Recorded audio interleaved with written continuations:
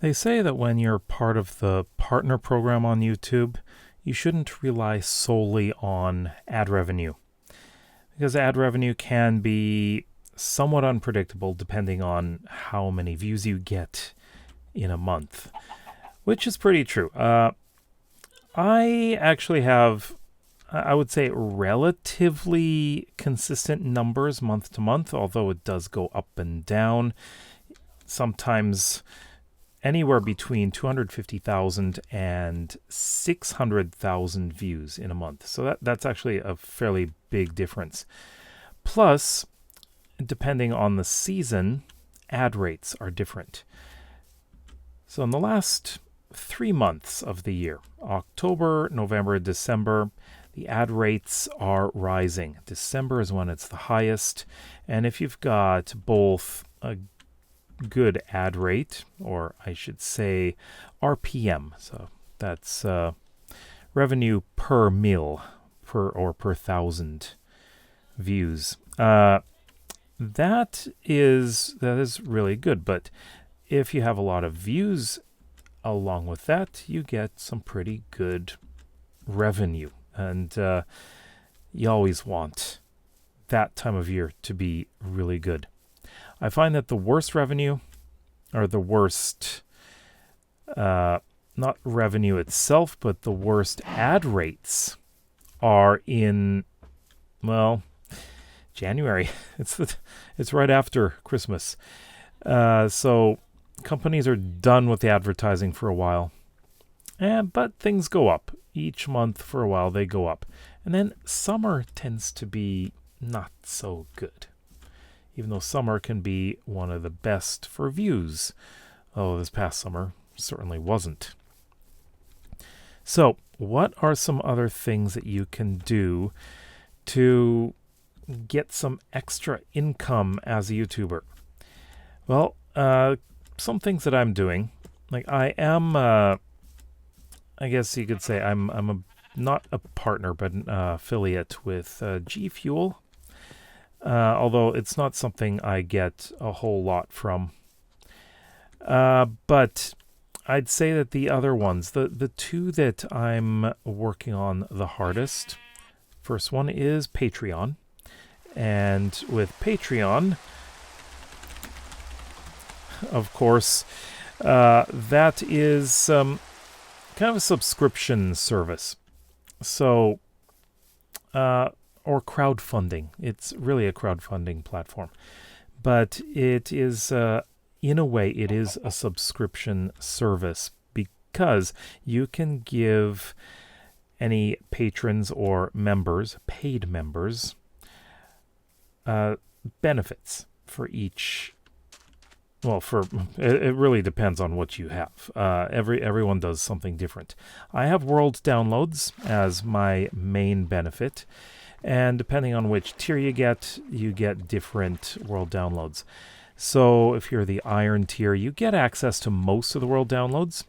But if you want to have Labyrinthum, like this world, then you need to have the gold tier, because it's the world that takes the most work. Here we go, Forest Kingdom Capital right here. And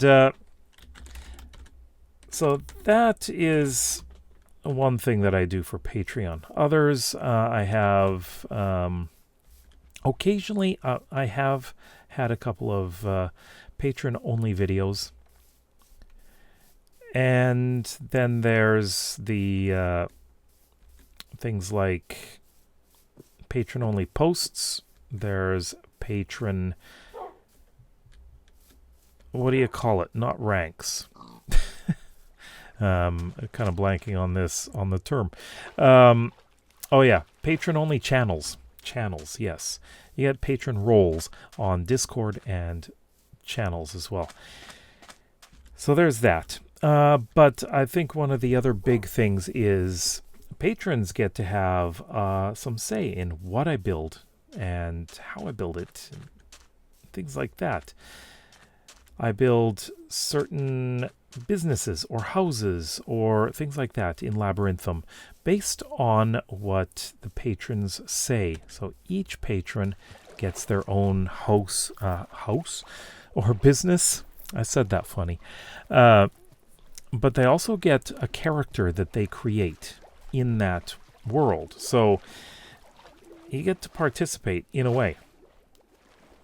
And then another thing we have is channel memberships. It's very similar to Patreon, but the main difference here is with channel memberships, I do provide something extra that you don't get in Patreon, and that is early access to videos.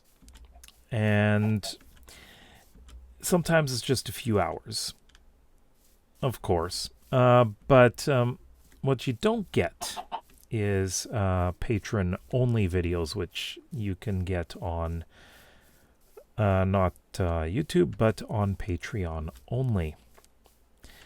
So there's that. And channel memberships goes directly through YouTube, so that's easy. But I do prefer Patreon for a few reasons. I find it easier to keep track of the people. Plus, you can be a free member.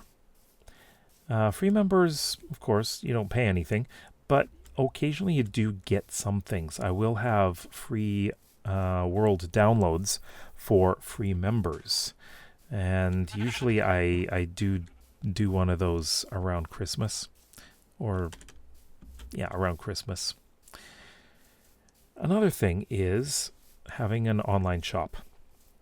Now, this is something I'm currently working on. So I am moving all of my shops. I actually have been using two different platforms. Spreadshirt, or I guess it's... what do you call it now? Spreadshop. That's what it's called now. And that was the main one I've been working on. But now I am going to go with Fourth Wall. And I like how that platform works. I find it easier to use.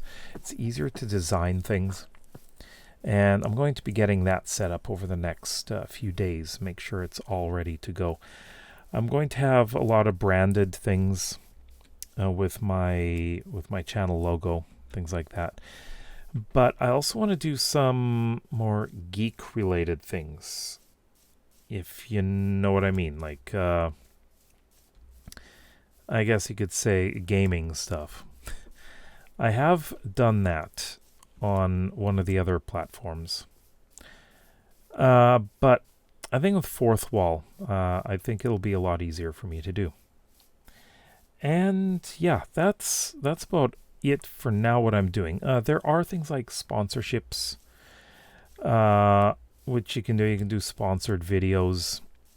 I have been asked to do something like that, but it's for something that is totally unrelated to what I do on YouTube. It's not something that I really feel fits, you know? So I often don't go with that. But yeah, that's sponsors are actually a major source of income for a lot of YouTubers. It can be pretty good, depending on what you're comfortable with selling, you know. Affiliate programs, things like that. Amazon, you can do that too. Have affiliate links in your description, and like links to things like any of the equipment that you use and things like that. But yeah, that's about it for what I'm using and sort of using. Some of these things I haven't really been, but in the future, you never know.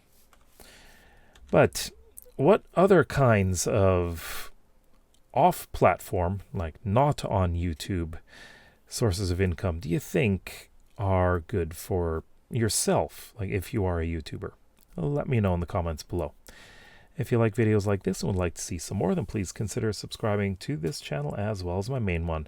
We'll see you next time. Bye bye.